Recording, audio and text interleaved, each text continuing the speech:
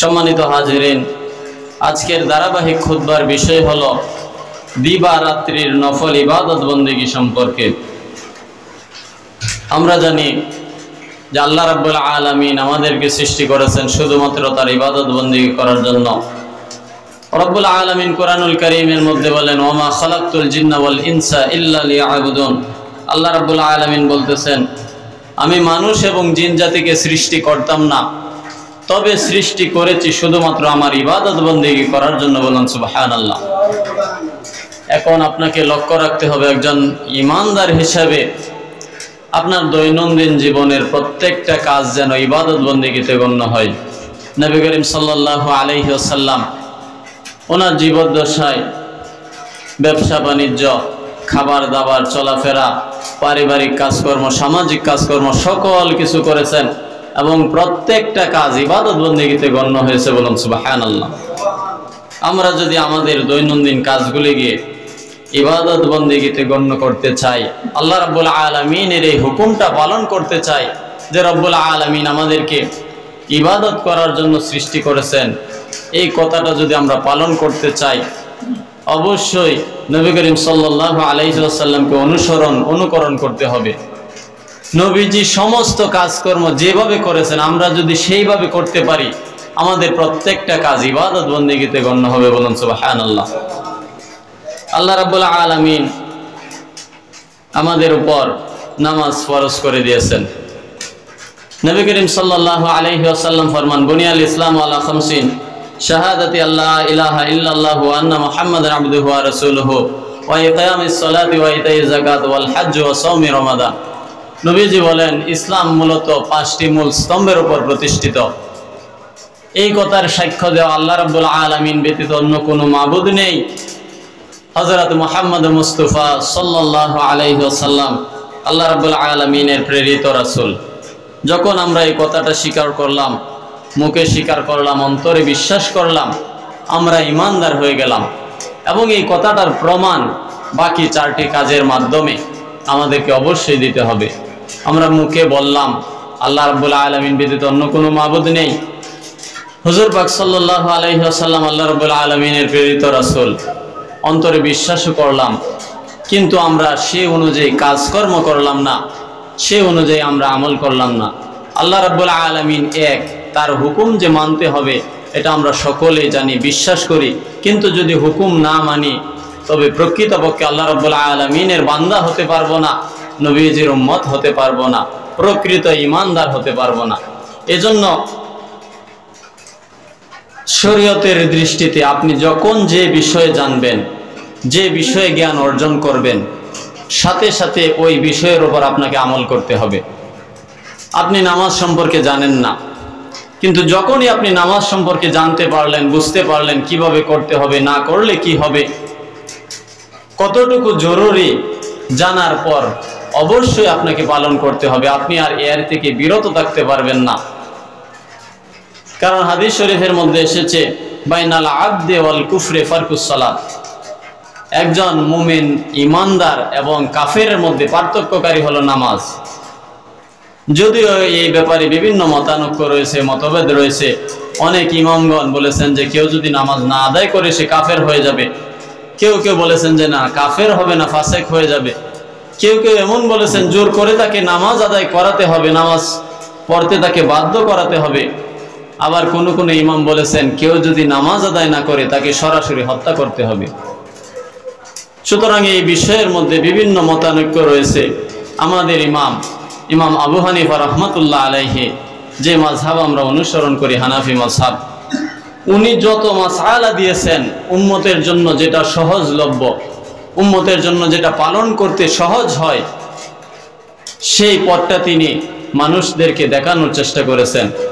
বিভিন্ন হাদিসের কিতাব গবেষণা করে তিনি এমন একটা মাযহাব তৈরি করেছেন, এমন একটা পথ মানুষকে অনুসরণ করার জন্য ব্যবস্থা করে দিয়েছেন, যে পথটা অনুসরণ করতে মানুষ সবচাইতে সহজে আমলগুলি করতে পারে, সবচাইতে সহজে যেন প্রত্যেকটা আমল ইবাদত বন্দেগী পালন করতে পারে, সে অনুযায়ী তিনি মাযহাব তৈরি করেছেন।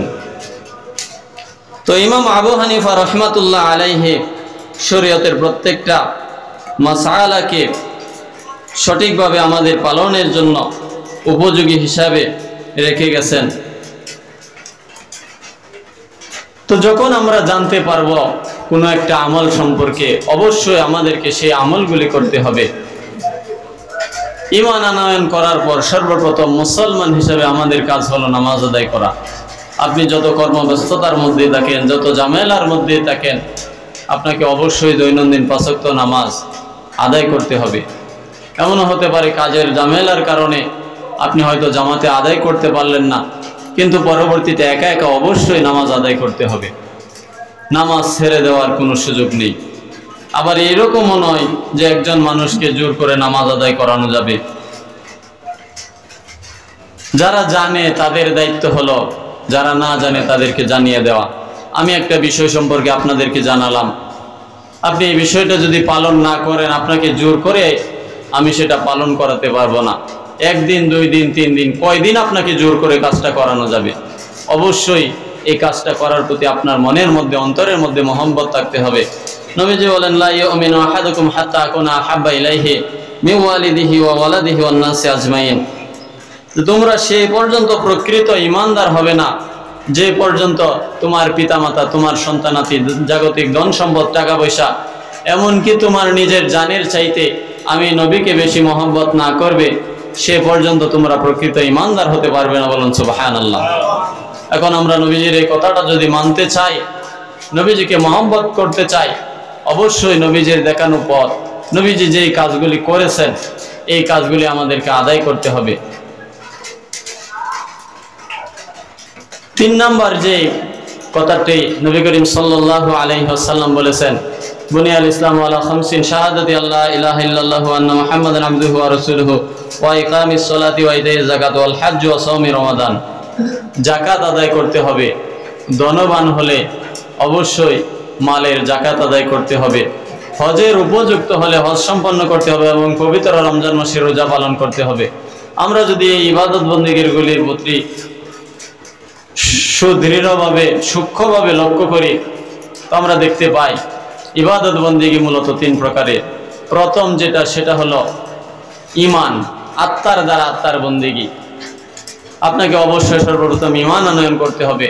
এরপর আপনার অন্তরের মধ্যে কতটুকু ধৈর্য রয়েছে, সবর রয়েছে, আল্লাহর প্রতি তাওয়াক্কুল রয়েছে, এটা আপনি মানুষকে বোঝাতে পারবেন না। এটা দেখানোর কোনো বিষয় নয়, এটা হলো আপনার অন্তরের বিষয়। তো আত্মার দ্বারা আত্মার বন্দেগী, এইগুলি অবশ্যই আপনাকে মেনে চলতে হবে। আল্লাহ রাব্বুল আলামিনকে ভয় করা, সৎ নিষ্ঠাবান থাকা, এগুলি অবশ্যই আপনার অন্তরের বিষয়। অন্তরের মাধ্যমে এগুলি মেনে চলতে হবে। এরপর হলো দেহের দ্বারা দেহের বন্দেগী। যেই বন্দেগী, ইবাদত বন্দেগীগুলি করতে মূলত আমাদেরকে তেমন একটা আর্থিক যোগান দিতে হয় না। যেমন আপনি নামাজ আদায় করলেন, এখানে আপনার তেমন আর্থিক অসুবিধা হবে না, আর্থিক খরচ হবে না। দেহের মাধ্যমে, দেহের দ্বারা আপনি দেহের এই বন্দেগীটা আদায় করতে পারবেন। রোজা পালন করা দেহের বন্দেগী। এবং মালের দ্বারা মালের বন্দেগী হলো আপনি ধনবান, সম্পদশালী, আপনাকে সম্পদের যাকাত আদায় করতে হবে। মালের দ্বারা মালের বন্দেগী। উপযুক্ত হলে আপনাকে হজ সম্পন্ন করতে হবে, হজ আদায় করতে হবে, মালের দ্বারা মালের বন্দেগী। তো এই 3 ধরনের বন্দেগী অবশ্যই আমাদেরকে আদায় করতে হবে। যারা সম্পদশালী তাদের জন্য বাকি 3টি সহ যাকাত এবং হজ অবশ্যই আদায় করতে হবে। কিন্তু যারা সম্পদশালী নয়, ধনবান নয়, যে 3টি রয়েছে ওই 3টি অবশ্যই আদায় করতে হবে। ঈমান আনয়ন করার পর, ঈমানদার হওয়ার পর নামাজ আদায় করতে হবে, রোজা পালন করতে হবে। তো আল্লাহ রাব্বুল আলামিন আমাদেরকে যে অত্যাবশ্যকীয় ইবাদত বন্দেগীগুলি আমাদের উপর ফরজ করে দিয়েছেন, এগুলি অবশ্যই আমাদেরকে আদায় করতে হবে। এছাড়া এর বাইরেও কিছু ইবাদত বন্দেগী রয়েছে যেগুলি আমাদের জন্য অত্যন্ত জরুরি। জিহ্বা দ্বারা আদায় করা যায় এমন নফল ইবাদত বন্দেগীর মধ্যে সবচাইতে গুরুত্বপূর্ণ আমল, ইবাদত বন্দেগী হলো আল্লাহ রাব্বুল আলামিনের কুরআন শরীফ তিলাওয়াত করা। এরপর যেটা আল্লাহর কাছে সবচাইতে অধিক পছন্দনীয় জিহ্বার মাধ্যমে যে ইবাদত, সেটা হলো আল্লাহ রাব্বুল আলামিনের জিকির, বলুন সুবহানাল্লাহ। কুরআনুল কারীমের মধ্যে এসেছে আল্লাহ রাব্বুল আলামিন বলেন, ফাইদা কাদাইতুমুস সালাতা ফাযকুরুল্লাহা কিয়ামান ওয়া কুউদাও ওয়া আলা জুনুবিহিম ওয়া ইয়াতাফাক্কারুনা ফি খালকিস সামাওয়াতি ওয়াল আরদ ওয়া হুয়া আলা কুল্লি শাইইন কাদির। আল্লাহ রাব্বুল আলামিন বলতেছেন, হে আমার ঈমানদার মুমিন বান্দারা, যখন তোমরা নামাজ থেকে ফারেক হইবা, নামাজ থেকে অবসর হইবা, নামাজটা শেষ করবা, সাথে সাথে দাঁড়ানো অবস্থায়, বসা অবস্থায়, এমনকি শুয়া অবস্থায় তোমরা আমি রব্বুল আলামিনের জিকির করো, বলুন সুবহানাল্লাহ। আল্লাহ রাব্বুল আলামিন এই জিকিরকে অধিক পছন্দ করেন। শুনতে যদিও খারাপ লাগে, যারা তরিকতের মধ্যে ঢুকেনি তারা সাধারণত জিকির আজগার খুব একটা করে না। আমরা যারা জিকির আজগার করার চেষ্টা করি তাদেরকেও বিভিন্ন সময় টিটকারি মস্কারি করে। আল্লাহ রাব্বুল আলামিন তাদের প্রত্যেককে হেদায়েত নসিব করুন, প্রত্যেকে বলেন আমিন।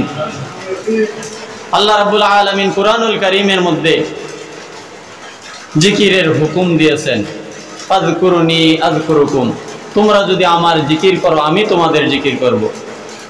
এর উদ্দেশ্য হলো আমরা যদি আল্লাহ রাব্বুল আলামিনকে স্মরণ করি, আল্লাহ রাব্বুল আলামিনকে ডাকি, আল্লাহ রাব্বুল আলামিন আমাদেরকে স্মরণ করবেন, আমাদের অভাব অনটন, বালা মুসিবত, বিপদ আপদ থেকে রক্ষা করে, বিপদ আপদ থেকে উদ্ধার করে রব্বুল আলামিন আমাদেরকে স্মরণ করবেন, বলুন সুবহানাল্লাহ। আল্লাহ রাব্বুল আলামিন যেই কাজের আদেশ করেন প্রত্যেকটা কাজ আমাদের জন্য ফরজ, অত্যাবশ্যকীয়, অবশ্যই আদায় করতে হবে।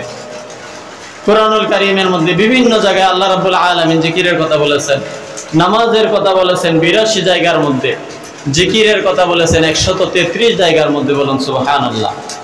তো জিকিরটা আমাদের জন্য অত্যাবশ্যকীয়, অবশ্যই পালন করতে হবে। জিকিরের ব্যাপারে বলেছেন, ইয়া আইয়ুহাল্লাযীনা আমানু যকুরুল্লাহা যিকরান কাসীরা ওয়াসাব্বিহুহু বুকরাতাও ওয়া আসিলা। হে ঈমানদারগণ, তোমরা যারা ঈমান এনেছো, তোমরা সকাল সন্ধ্যা বেশি বেশি আমি রব্বুল আলামিনের জিকির আজগার করো। সকাল সন্ধ্যা আমি রব্বুল আলামিনের তাসবিহ তাহলিল পবিত্রতা ঘোষণা করো। এখানে সকাল সন্ধ্যা বলা হয়েছে ফজরের পর, মাগরিবের পর। যারা তরিকতের মধ্যে ঢুকেছেন, ওলি আল্লাহদের জীবনী পড়লে দেখা যায় তারা এই সময়টাকে বেছে নিতেন আল্লাহ রাব্বুল আলামিনের হুকুম পালনের জন্য। সকালবেলায় ফজরের পর ওজিফা আদায় করতেন, জিকির আজগার করতেন, মাগরিবের পর জিকির আজগার করতেন, এশার পর বিভিন্ন জিকির আজগার করতেন, ওজিফা আদায় করতেন, নবীজির উপর দরুদ ও সালাম পেশ করতেন। তো এই যে গুরুত্বপূর্ণ কাজগুলি সাধারণ মুসল্লিরা হয়তো করে না, জানে না, বোঝে না, করার সময় পায় না, এমনকি এই বিষয়ে তারা জানে না। যদি জানতো তবে অবশ্যই কিছু না কিছু পালন করত। তো আল্লাহ রাব্বুল আলামিনের এই হুকুম জিকির আজগার করা, দিবারাত্রিতে যে নফল ইবাদত বন্দেগী করা, রব্বুল আলামিনের দরবারে কান্নাকাটি করা, এই ব্যাপারে নবী করিম সাল্লাল্লাহু আলাইহি ওয়াসাল্লাম হাদিস শরীফের মধ্যে বলেন, হে আমার সাহাবীরা, তোমরা তাহাজ্জুদের নামাজকে তোমাদের জন্য জরুরি করে লইবে। এটা জরুরি হিসেবে পড়ার জন্য নবী করিম সাল্লাল্লাহু আলাইহি ওয়াসাল্লাম বলেছেন। যদিও নফল নামাজ, কিন্তু এটার প্রতি বিশেষ তাগিদ দিয়েছেন। নবী করিম সাল্লাল্লাহু আলাইহি ওয়াসাল্লাম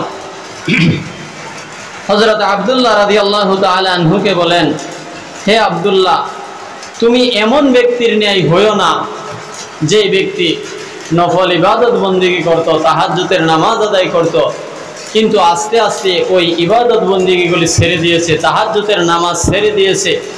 এরকম ব্যক্তির ন্যায় তুমি হইও না। অর্থাৎ যারা ইবাদত বন্দেগীগুলি করে, নফল ইবাদত আদায় করে, তাদের উচিত এইগুলি যেন ছেড়ে না দেয়, একেবারে যেন ছেড়ে না দেয়। হয়তো আপনি সময়ের অভাবে, কাজের ঝামেলার কারণে এক সময় করতে পারলেন না, কিন্তু অন্য সময় করতে হবে। একদিন করতে পারলেন না, অন্য দিন করতে হবে। নবীজি বলেন, কেননা এটা আল্লাহ রাব্বুল আলামিনের সাথে বান্দার একটা সম্পর্ক স্থাপনকারী, গুনাহ মোচনকারী, বলুন সুবহানাল্লাহ।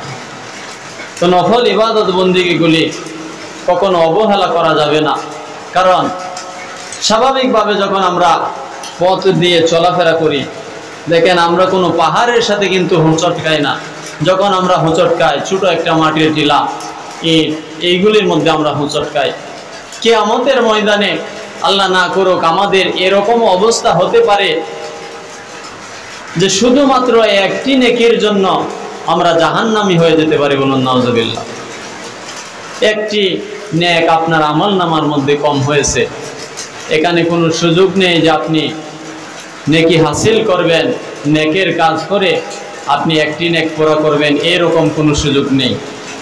আপনি যদি নফল ইবাদত বন্দেগী করেন, আল্লাহ রাব্বুল আলামিন আপনার এই চেষ্টার কারণে এই নফল ইবাদত বন্দেগীটাকে আপনার ফরজের কাতায় তুলে আপনাকে নাজাত দিয়ে দিতে পারেন। বলুন সুবহানাল্লাহ। এজন্য নফল ইবাদত বন্দেগীর ব্যাপারে সতর্কতা অবলম্বন করতে হবে, ছেড়ে দেওয়া যাবে না। যতটুকু সম্ভব পরিমাণ বেশি নেক আমল ইবাদত বন্দেগী করা যায় সেই চেষ্টা করতে হবে। নবী করিম সাল্লাল্লাহু আলাইহি ওয়াসাল্লাম বলেন, যে ব্যক্তি রাত্রের ওজিফা সম্পূর্ণ আদায় করলো না, এ অবস্থায় ক্লান্ত হয়ে ঘুমিয়ে পড়ল, তার উচিত ফজর হওয়ার পরে জোহরের আগ পর্যন্ত ওই সময়টাতে তার ওই ওজিফাটা আদায় করে ফেলা। যদি এই সময়ের মধ্যে ওজিফা আদায় করতে পারে, রাত্রিতে করলে যে সওয়াব হতো দিনে করার কারণে আল্লাহ রাব্বুল আলামিন তার আমল নামায় সেই সওয়াব দান করবেন। বলুন সুবহানাল্লাহ। এজন্য যারা তরিকতের মধ্যে প্রবেশ করেছেন প্রত্যেকেই জানেন সকাল সন্ধ্যা আল্লাহ রাব্বুল আলামিনের ওলিগণ কোন কোন ওজিফা, কোন কোন জিকিরের কথা বলেছেন, কি কি ইবাদত বন্দেগীর কথা বলেছেন, এগুলি অবশ্যই আদায় করতে হবে। তো আল্লাহ রাব্বুল আলামিন আমাদের প্রত্যেকটা নেক আমল ইবাদত বন্দেগী সঠিকভাবে সঠিক সময় আদায় করা তৌফিক দান করুন। সকলে বলুন আমিন। সম্মানিত হাজিরিন, জিকিরের ব্যাপারে আল্লাহ রাব্বুল আলামিন কুরআনুল কারীমের মধ্যে বিভিন্ন জায়গায় তাগিদ দিয়েছেন। জিকিরের ব্যাপারে বলা হয়েছে ওয়ালা যিকরুল্লাহিল আকবার, জিকির এই বড়, জিকির এই শ্রেষ্ঠ। হাদিস শরীফের মধ্যে নবীজি বলেন, প্রত্যেকটা জিনিস ধৌত করার, পরিষ্কার করার কিছু না কিছু মেডিসিন রয়েছে, ঔষধ রয়েছে। কলব পরিষ্কার করার ঔষধ, কলব পরিষ্কার করার মেডিসিন হলো আল্লাহ রাব্বুল আলামিনের জিকির। বলুন সুবহানাল্লাহ। গাউসুল আজম বরফির আব্দুল কাদের জিলানী রহমাতুল্লাহ আলাইহি তিনি বলেন, জলি জিকির, খুফি জিকির দুইটাই জায়েজ। কেউ ইচ্ছা করলে মনে মনে আস্তে আস্তে জিকির আদায় করতে পারবে, কেউ ইচ্ছা করলে জোরে জোরে উচ্চ স্বরে জিকির আদায় করতে পারবে। জিকিরের ব্যাপারে নবীজি বলেন, তোমরা এমন ভাবে জিকির করো যেন মানুষজন দেখে তোমাকে পাগল বলে। আল্লাহ রাব্বুল আলামিনের প্রেমে বিভোর হয়ে জিকির করার জন্য আল্লাহ রাব্বুল আলামিন তাগিদ দিয়েছেন, নবীজি উৎসাহ দিয়েছেন জিকিরের ব্যাপারে। কুলুবুল মুমিনিন আরশুল্লাহ, কলবটা হলো মুমিন বান্দার কলব হলো আল্লাহ রাব্বুল আলামিনের আরশ। আল্লাহ রাব্বুল আলামিন প্রত্যেকটা মুমিন বান্দার অন্তরের মধ্যে বসবাস করে। এখন এই অন্তরের মধ্যে যদি আপনি গুনাহ করতে থাকেন, অন্তরের মধ্যে গুনার কালিমা পড়ে, গুনার দাগ পড়ে, জিকিরের মাধ্যমে মানুষের অন্তর প্রশান্তি লাভ করে, গুনার কালিমাগুলি মুছে যায়, শয়তান দূরীভূত হয়ে যায়। এজন্য কুরআনুল কারীমের মধ্যে 133 বার জিকিরের কথা বলার কারণ হলো আমরা তো নামাজ বন্দেগী অবশ্যই আদায় করব, পাশাপাশি জিকির করার কারণে আমাদের অন্তরটা খুব তাড়াতাড়ি তাসির হয়, শয়তান দূর হয়ে যায় এবং আল্লাহ রাব্বুল আলামিনের হুকুম, আল্লাহ রাব্বুল আলামিনের দাসত্ব, আল্লাহ রাব্বুল আলামিনের ইবাদত বন্দেগী করা আমাদের জন্য সহজ হয়ে যায় এবং ইবাদত বন্দেগীর প্রতি একটা আগ্রহ থাকে। যখন অন্তর পরিশুদ্ধ থাকে, অন্তরের মধ্যে যখন শান্তি থাকে, আপনি যে কাজটাই করেন সেই কাজটাই আপনার কাছে ভালো লাগবে। কিন্তু আপনি যদি কোনো পেরেশানির মধ্যে থাকেন, শয়তানের ওয়াসওয়াসার মধ্যে থাকেন, ধোঁকার মধ্যে থাকেন, যত ভালো কাজেই হোক আপনার মধ্যে একটা পেরেশানি থাকে, আপনি কোনো কাজের মধ্যে, আপনি কোনো আমলের মধ্যে মজা খুঁজে পাবেন না। এজন্য অবশ্যই অন্তরকে সর্বপ্রথম পরিশুদ্ধ রাখতে হবে। অন্তরটা যদি পরিশুদ্ধ থাকে, প্রত্যেকটা ইবাদত বন্দেগী আমল করতে আপনার মন চাবে, আপনার কাছে ভালো লাগবে ইবাদত বন্দেগীগুলি করতে। এজন্য আল্লাহ রাব্বুল আলামিন আমাদের প্রত্যেককে সেই তৌফিক দান করুন, আমরা প্রত্যেকেই যেন নবীজির মহব্বত নিয়ে প্রত্যেকটা ইবাদত বন্দেগী আমল যেন আমরা সঠিকভাবে আদায় করতে পারি।